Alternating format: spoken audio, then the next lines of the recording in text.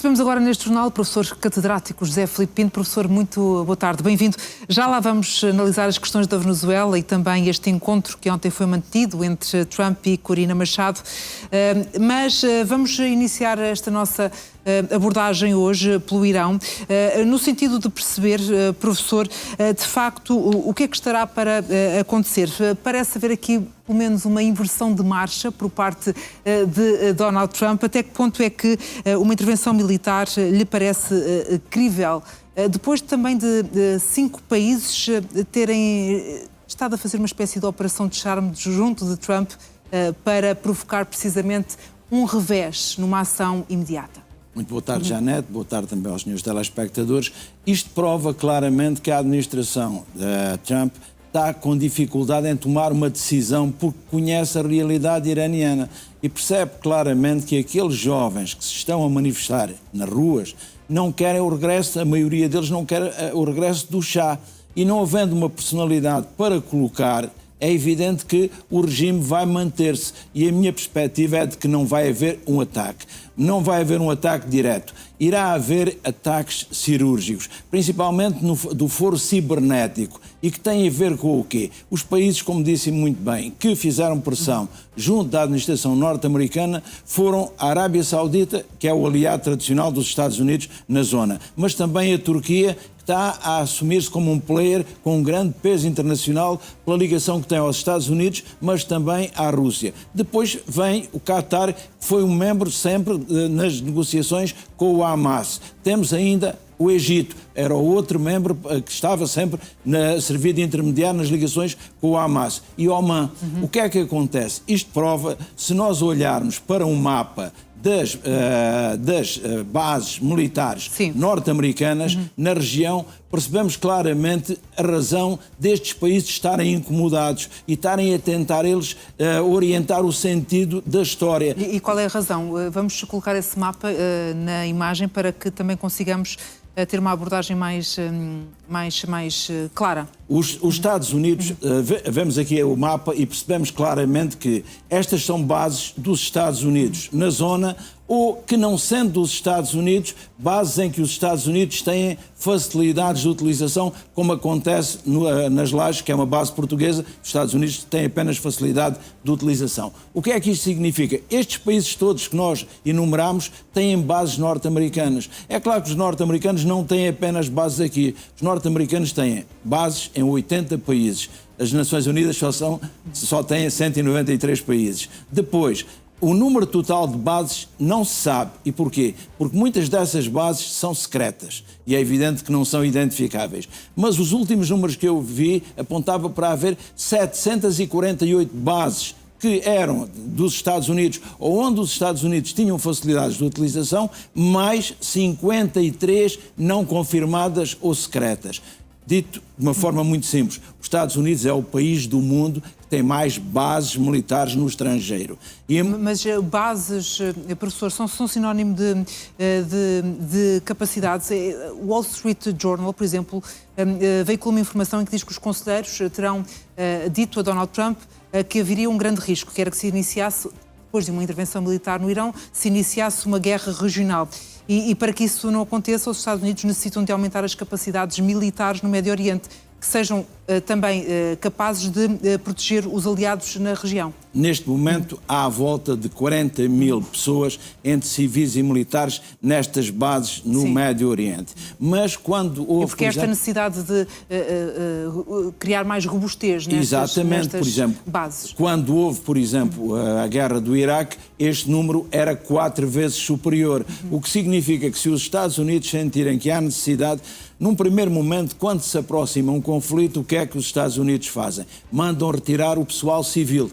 Fica o pessoal militar. E a seguir apetrecham com mais pessoal militar. Porquê? Porque a questão que está em causa é do foro bélico, não do foro, portanto, civil. Então, o que é que nós estamos aqui a assistir? Os países da região sabem que se o Irão for atacado, vai retaliar. Mas não vai retaliar, pode retaliar sobre estas bases americanas que estão nos seus territórios, mas também pode retaliar sobre estes países. E o que estes vizinhos do Irão não querem é que haja, portanto, um conflito regional. Porquê? Porque percebemos que depois é chamado o elemento religioso e depois entra a luta entre xiitas, que é o caso do Irão, com os sunitas, que é o caso da Arábia Saudita. Então o que é que acontece? Estes países querem que não haja escalada, preferem, pelo contrário, uma desescalada e têm feito pressão junto de todos, incluindo junto do Irão. E é por isso que o Ministro dos Negócios Estrangeiros do Irão diz que a diplomacia será a melhor solução, mas que não põe de parte o poder ter de recorrer à guerra.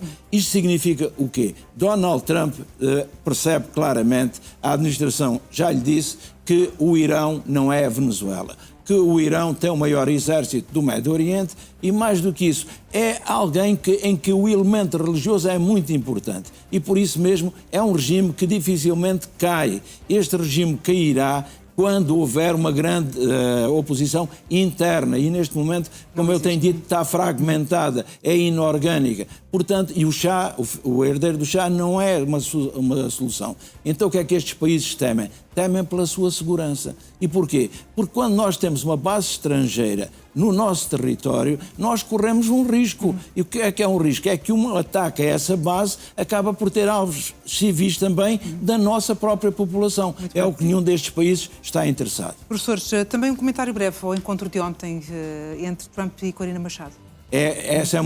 Foi um ato que não dignificou nem um nem outro e que verdadeiramente pode levantar aqui um problema grave. Porquê? Maria Corina Machado recebeu o Prémio Nobel da Paz. O Prémio Nobel da Paz, para que os senhores telespectadores percebam, é formado por 3 partes. A medalha, um diploma e um montante em dinheiro. À volta de 11 milhões de coroas suecas, dá, grosso modo, 1 milhão de euros. O que é que acontece? Destes 3 elementos, o que é que Maria Corina Machado fez? Pegou na medalha e ela emoldurou a medalha. E ela fez uma dedicatória nessa moldura a quem? A Donald Trump. Endossou-lhe a medalha e disse claramente que lhe a oferecia. Não a partilhou com ele, não tentou mostrar que ele merecia, não. É que ele deixa de ser o Prémio Nobel, é que ele passa a ser o Prémio Maria Corina Machado. E porquê? Porque é ela que faz a dedicatória e dedica invocando 2 elementos. Que o Marquês de Lafayette, que era um herói francês, participou na luta de libertação dos Estados Unidos contra a Inglaterra, a luta da independência. O que é que acontece? Que tinha dado a Simão Bolívar, que foi o grande libertador das Américas do jugo espanhol, tinha-lhe dado uma medalha com os fins de George Washington. E então ela entendia agora que, sendo discípula de Bolívar, iria fazer o quê? Iria retribuir e dar ao discípulo, entre aspas, de Washington, uma medalha também. Isto é, eu tenho de dizer que é ultrajante, e a palavra é mesmo ultrajante, para a Academia Norueguesa. E porquê? Porque verdadeiramente o Prémio Nobel, quando se recebe, é uma recompensa, é um prémio pessoal e intransmissível. Intransmissível. Quando nós pegamos num dos 3 elementos, porque não há ninguém que diga que ela deu também o dinheiro, não há ninguém que diga que ela tinha dado o diploma. Aliás, o diploma ela não podia dar. Sabe porquê, Janete? É que no diploma está o nome dela. E como está, enquanto que na medalha está apenas a esfinge de Nobel. E por isso mesmo, o que é que acontece? Este é um ato que não dignifica nem quem o faz, nem quem o recebe. Claro. Portanto, é um ato que claramente mostra que Maria Corina Machado entrou noutro campeonato. Qual é o campeonato em que ela entrou? Quem é que é o melhor colaboracionista? Quem é que verdadeiramente pode fazer o que os Estados Unidos querem na Venezuela? E aqui, repare, enquanto a porta-voz disse que a posição sobre Maria Corina Machado da Casa Branca, a posição não tinha mudado, Trump disse não. Ela é uma mulher fantástica e passou por muito. Quer dizer que Donald Trump tem agora 2 colaboracionistas disponíveis. Uma mulher fantástica e uma mulher incrível. Vamos ver qual é o adjetivo que colhe mais junto de Donald Trump. Professor, temos muito pouco tempo, 1 minuto, só para um comentário sobre a citação que Vladimir Putin fez para se dirigir à Europa, mas onde de facto mencionou Portugal. Em termos reais, ontem era um dia em que Vladimir Putin recebia todo o corpo diplomático para lhe apresentar as credenciais. Eu trouxe 2 livros que explicam claramente porque é que ele menciona Portugal, porque é que ele menciona a Europa. Porque, repara, ontem entregaram credenciais 32 embaixadores, mas 10 eram da Europa. E aí está a embaixadora portuguesa, a Sara Faronha Martins. E o que é que Vladimir Putin disse? Que as relações estavam muito mal por uma razão muito simples, por culpa da Europa. E depois explicou, a expressão que ele utilizou é: as relações deixam muito a desejar. O que é que deixam muito a desejar? Ele recuperou o espírito dos dois livros que eu trouxe. Do livro do Dostoiévski, só para fechar, então.